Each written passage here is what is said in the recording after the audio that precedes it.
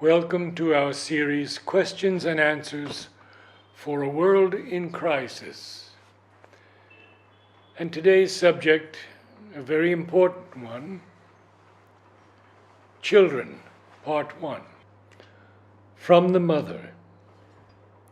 In children, the psychic is often very much on the surface, and it makes them peaceful and happy.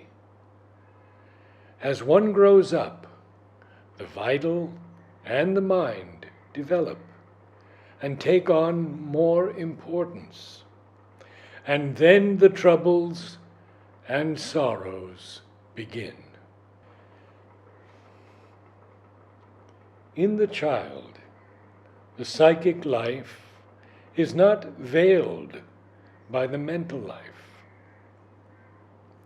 Because the child is not fully molded, he has a great capacity for growth and is able to progress with sufficient plasticity.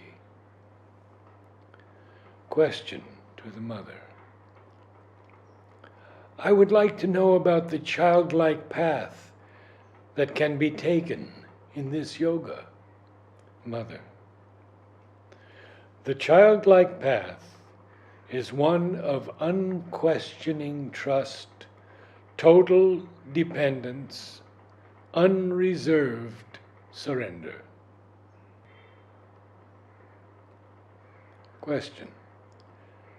Do you think that it would be good for me to take the childlike path? Mother. The childlike path is always better. But it is not so easy, for it must be taken spontaneously and in all sincerity. As the mind develops, the simple and pure sincerity of the child disappears. It must be replaced with a more conscious, more spiritual sincerity, the psychic sincerity. This is a long question, and an important one. So long as the new process of birth has not been normalized, and the children continue to be born through the present sexual process, is not the family life and atmosphere best suited to their upbringing, especially in their early formative years? The other alternative is to provide for their care and upbringing through some other agency, like the state nurseries, as was advocated by some communist thinkers. But this view has not found many supporters, for it has been realized that the tender and affectionate care which the young children need could best be provided only in the intimate atmosphere of the family home by the parents. If this is true, then for the sake of the young children at least, would not the family be necessary until the new method of birth becomes possible and normal in the future? Mother. Here also, both things must be equally admitted and practiced. There are many cases in which it would be a blessing for the baby to be separated from his parents. A minimum of rules, a maximum of freedom. All possibilities must have equal scope for manifestation. Then humanity will progress more rapidly.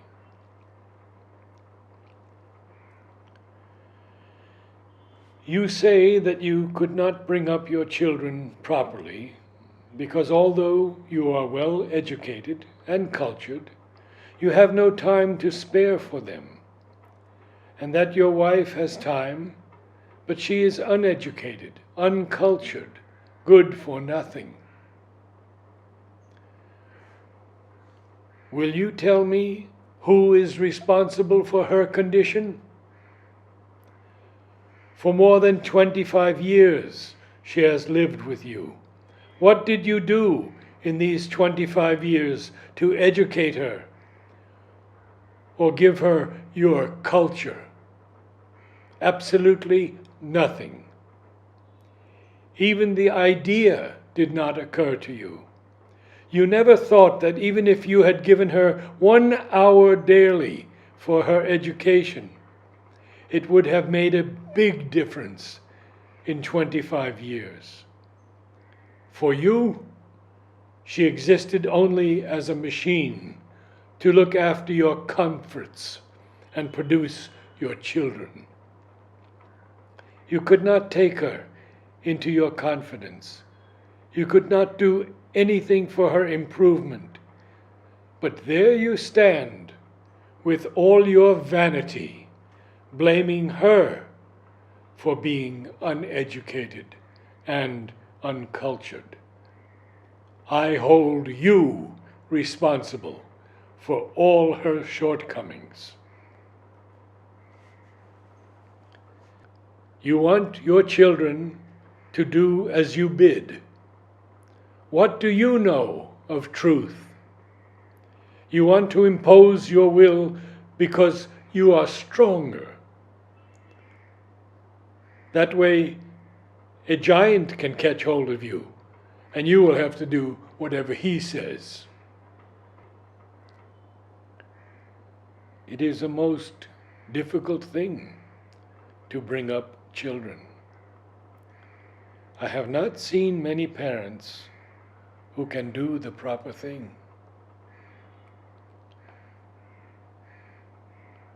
What right have you to impose your will on the children? You who have brought them into the world without giving any serious thought to their problems or making the necessary preparations. Do not beat your children. It clouds your consciousness and spoils their character. The teacher must find out the category to which each of the children in his care belongs. And if after careful observation he discovers 2 or 3 exceptional children who are eager to learn and who love progress, he should help them to make use of their energies for this purpose by giving them the freedom of choice that encourages individual growth. The old method of the seated class, to which the teacher gives the same lesson for all, is certainly economical and easy, but also very ineffective. And so time is wasted for everybody. Mother wrote this in January 1972. I said we should give freedom of choice to exceptional children because for them it is absolutely indispensable if we truly want to help them to develop fully. Of course, this freedom of choice can be given to all the children, and after all, it is a good way to find their true nature. But most of them will prove to be lazy and not very interested in studies. But, on the other hand, they may be skillful with their hands and be willing to learn to make things. This too should be encouraged. In this way, the children will find their true place in society and will be prepared to fulfill it when they grow up. If the children could see the different kinds of work they can do, the inclination to do one thing or another would awaken, and it would become as interesting as a game for them, if they are really intelligent. What is important is to give the children the chance to see and judge for themselves. Mother, from 7 to what age? One could say about 18. It depends on the case. Some children are fully developed at the age of 14 or 15. It is different for each one. It depends on the case. 18th January 1972. Namaste.